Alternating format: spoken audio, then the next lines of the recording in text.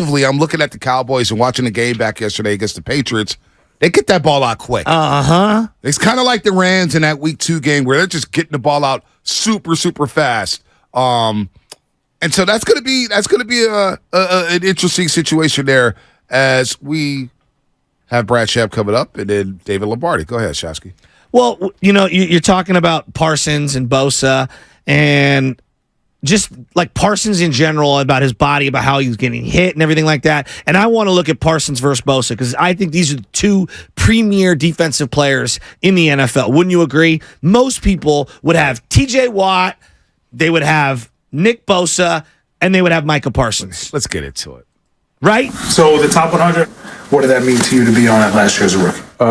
For me, it was an honor, especially being in the top 20. Top 20 last year, is it going to be a lower number this year? Yeah. I'm going to make sure of it. I told you I wanted to be the best player in the league, but, I'll settle for a top 10, because it gives you something to keep working for. That is Micah Parsons. And Dan Quinn, the D coordinator for the Dallas Cowboys, moves Micah all over the place. He's unstoppable. He is a problem. And Colton McKivitz may have his work. This is a game for Colton McKivitz to where it's national TV, it's prime time, Sunday Night Football. We haven't talked about McKivitz the last couple weeks.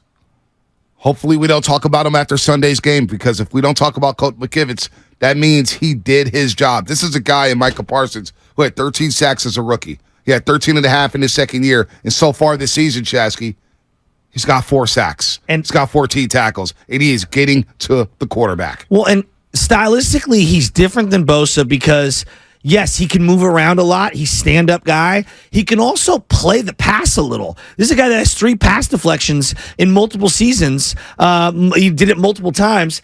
And he will hit your quarterback repeatedly. He basically averages 2 quarterback hits a game that he plays. He is a guy who isn't constantly trying to hit the quarterback. And if he has to sit in zone coverage, he's actually pretty good. He's not bad. He's for all these pass rushers like TJ Watt, Bosa, right, Myles Garrett. I don't want them in pass coverage. Micah can do a little of that stuff. Though it's not his strength, he can. And that's where stylistically he's different. I mean, I'm looking at Bosa, 55 games played, same thing. He averages more than 2 quarterback hits per game, 116 in his career. Micah, 37 games played, 64 quarterback hits. How many pressures between these two? Right. I mean, they're both unbelievable players. We just paid, 120 guaranteed for Nick Bosa. Parsons will get that. Yeah. He will be getting that same kind of bag. He's already got 8 quarterback hits this season, 6 tackles for loss, 14 tackles. Last year, he had 26 quarterback hits. The year before, 30 quarterback hits when he won Defensive Rookie of the Year. He actually finished 8th in the MVP award last season. This is how dominant this young man is. And look, you talk about dropping him back in zone. If I'm Dan Quinn this week, he needs to get after Brock Purdy. Oh, right. Every single play. Well, does that worry you when it comes to protection? Last year, obviously, we made a lot about the tight end blocking a guy who had 18 sacks. Yeah. Do you like, and obviously there's that photo of Micah Parsons throwing Mike McGlinchey. I mean, it's a photo I can't unsee. Yeah, well. So sure you're going to leave McGlinchey McKivitz out on an island? No. Because he's going to be attacking him. No, you're going to need a tight end to stay in the chip. Yeah, absolutely. But there's going to be times where Colton McKivitz is going to have to buck up and try to slow down Micah Parsons one-on-one. Yeah. And then you still have DeMarcus Lawrence. And you still have Hankerson inside. You still have Dante Fowler Jr., who's a situational pass rusher. How much would Dallas blitz? They play a lot. Shasky, watching a game, and you see guys motion. Now, the Patriots are so vanilla on offense. Baldy broke it down yesterday. They have nothing. So I don't know how much I could take away from that game. Nothing. I don't know how much I could take away from their 40-0 blowout against the New York Giants. The New York Giants are putrid. Yeah. Done. How much could I take away from their game against the Jets? What I do know is their defense has, overall, maybe the best team speed in the NFL.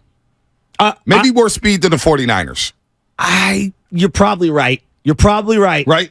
They play a lot of man coverage, which I think benefits Shanahan and Brock Purdy. Vander Esch is very underrated. Very underrated. When healthy. But Shanahan, do you really want to play a lot of man against Shanahan? Probably not. And Brock Purdy with the way he's playing? No, especially when they love those crossers and they love those shallow things where they can get, kind of guys caught up in the soup as two dudes are crisscrossing. Yep. No, I think that this is a really good matchup for the Niner offense. So Dallas Cowboys, they lead the league.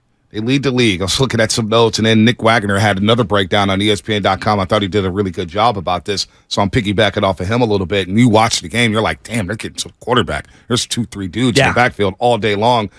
Dallas leads the NFL in pass rush win rate 60% of the time, with Micah Parsons leading the league at 36.4%. DeMarcus Lawrence is back. He's sixth in the league with 28% pass rush win rate. And then the Cowboys have a whopping 49% pressure rate, first in the NFL.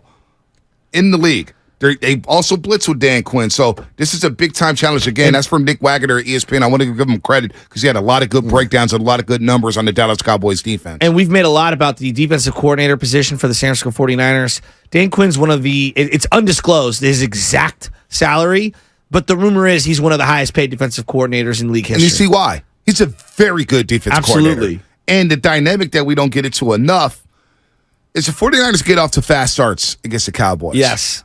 But they also start to struggle against the Cowboys. They make adjustments. Dan Quinn and Kyle Shanahan coached together in Atlanta, of course. Yes. Everybody blames Kyle Shanahan for the Super Bowl loss, even though Dan Quinn was the head coach and his defense blew a 28-3 lead. I don't want to go down that road.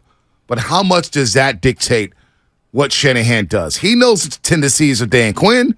Dan Quinn knows exactly what Kyle Shanahan wants to do. Well, I think the big takeaway for me as I rewatched that Cowboy-Niner playoff game yesterday was that they couldn't get Christian McCaffrey going. They really couldn't get him going in that game. And I thought that Dallas's front completely suffocated our offensive line. Right. And their team speed on the edges was elite. Yep. And it was the first time where it felt like, the Niners can't just get chunk plays in the run game. And that's why everything felt so constipated. Right. And if you're the Cowboys walking in, is Dan Quinn, is that the focus now? At all costs, take away number 23, Christian McCaffrey. Feels like because what does it look like for the rest of the team?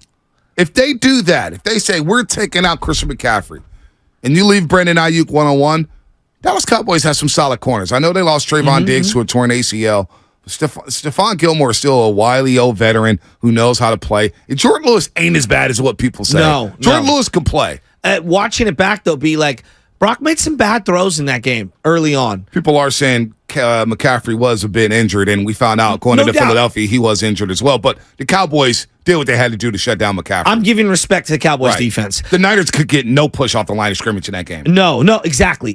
And so Elijah was more effective than Christian McCaffrey in that game, which is surprising because you and I both said there's games where, them hard-hitting games, Elijah, can get knocked out. But in both playoff games against the Cowboys, Elijah's been excellent. Yes. Debo has had moments. Kittle was awesome in the second half against the Cowboys. Monster catches.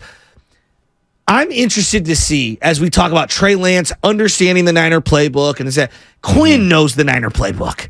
Dan Quinn knows where they want to throw on the field. And they had linebackers and safeties in spots where they know the window where the Niners want to hit. And it felt like, to me, Brock, I don't want to say was overwhelmed, just didn't read the defense in the way I'm accustomed to seeing Brock read the defense. I'm very interested to see when they set up that zone and they drop those linebackers into the windows, those tight little shallow windows that they like to hit.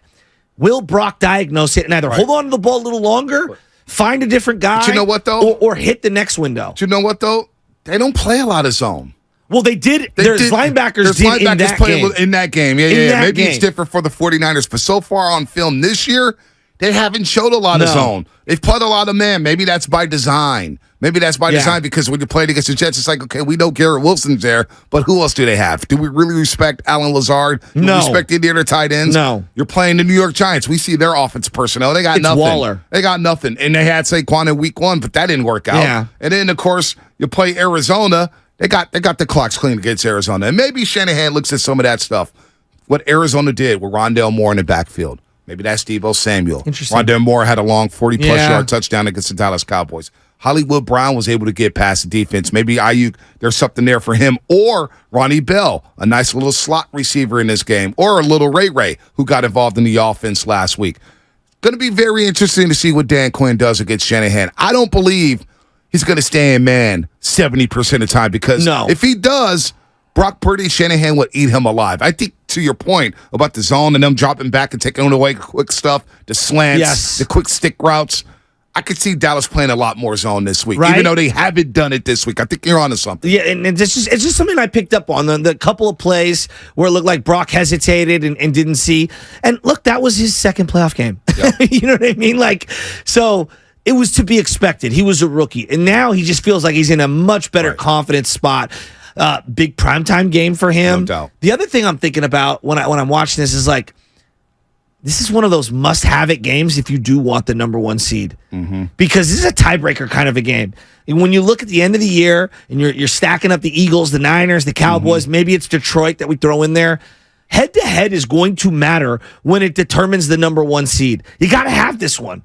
I think this game feels like it's worth 2 games. Mm-hmm. It does. This is huge. This is big time because you got tiebreaker implications later down the line, head-to-head.